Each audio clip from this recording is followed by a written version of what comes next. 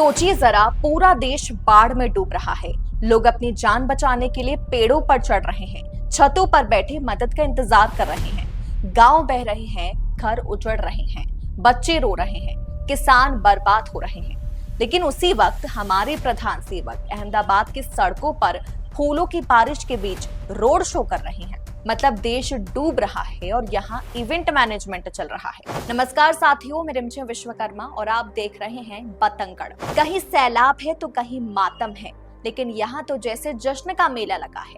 अब सवाल ये उठता है, ये रोड शो किसके लिए? ना चुनाव है, ना कोई त्योहार है और ना ही कोई राष्ट्रीय पर्व। तो फिर ये तमाशा क्यों? क्या ये देश की त्रासदी पर संवेदनहीनता है या फिर वही पुराना खेल, पॉलिटिकल ब्रांडिंग और इमेज बिल्डिंग?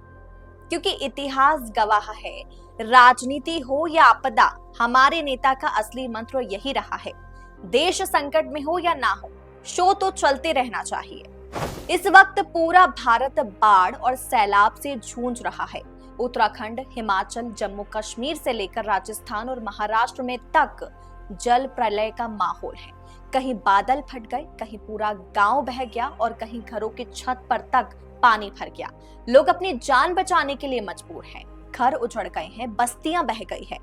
यानी देश संकट में है, लेकिन इसी वक्त देश के प्रधान सेवक अहमदाबाद में रोड शो कर रहे हैं। उन पर फूल बरसाए जा रहे हैं। माहौल बिल्कुल वैसा है जैसे किसी बड़ी जीत का जश्न मना रहे हो। अब सवाल है कि जब देश बाढ़ की त्रासदी झेल रहा है, तब रोड शो क्यों?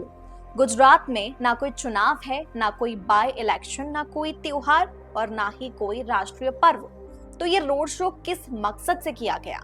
प्रधानमंत्री ने खुद रैली में कहा कि देश में बाढ़ के संकट हैं, बादल फटने की घटनाएं चिंता का विषय बनी हुई है, यानी उन्हें स्थिति का पूरा ज्ञान है। तो फिर सवाल ये है, जब मालूम है कि देश संकट में है तो रोड शो क्यों? क्या ये संवेदनशीलता की कमी है या पॉलिटिकल ब्रांडिंग का हिस्सा? अब यहाँ एक और अहम पहलू जुड़ता है।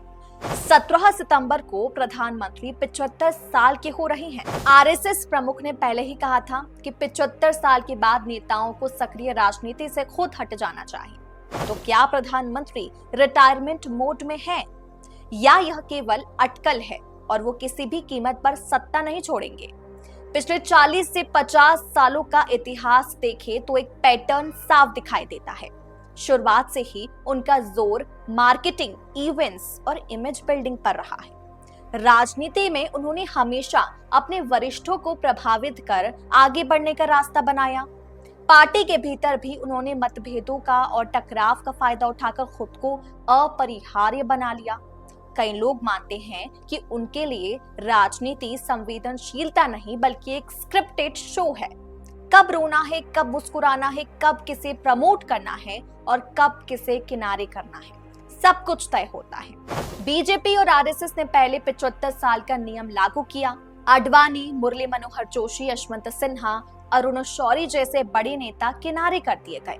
तो अब सवाल है, क्या वही नियम नरेंद्र मोदी पर भी लागू होगा?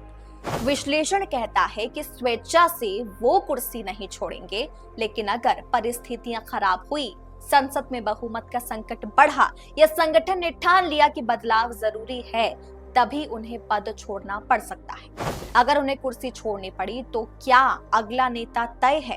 जवाब है नहीं, क्योंकि लंबे कार्यकाल में मोदी ने किसी भी वैकल्पिक नेतृत्व को उभरने नहीं दिया।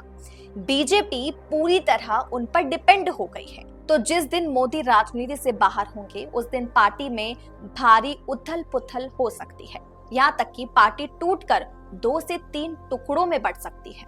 तस्वीर साफ है, देश बाढ़ से जूझ रहा है, लेकिन प्रधानमंत्री रोड शो कर रहे हैं। 75 साल का नियम लागू होगा या नहीं, ये सवाल बना हुआ है। अगर दबाव पड़ा तो उन्हें सत्ता छोड़नी पड़ सकती है, लेकिन स्वेच्छा से वो कभी नहीं छोड़ेंगे। और सबसे बड़ा खतरा यह है कि बीजेपी के पास उनका कोई विकल्प है ही नहीं। तो असली सवाल ये है, क्या हमारी राजनीति अब पूरी तरह एक व्यक्ति पर निर्भर हो गई है? अगर हाँ, तो इसका खतरा सिर्फ बीजेपी के लिए नहीं बल्कि पूरे लोकतंत्र के लिए है। अब आप बताइए, क्या प्रधानमंत्री का रोड शो संवेदनशीलता की कमी है क्या 75 साल का नियम इस बार भी लागू होगा? और अगर मोदी जाते हैं तो क्या बीजेपी इस झटके को झेल पाएगी? ये सवाल हर किसी के जहन में उठना चाहिए, लेकिन सवाल हमने पूछ लिया, अब आप कमेंट में जवाब दो। और ऐसे बेहतरीन पॉलिटिकल टॉपिक्स को समझने के लिए देखते रहिए बतंगड़।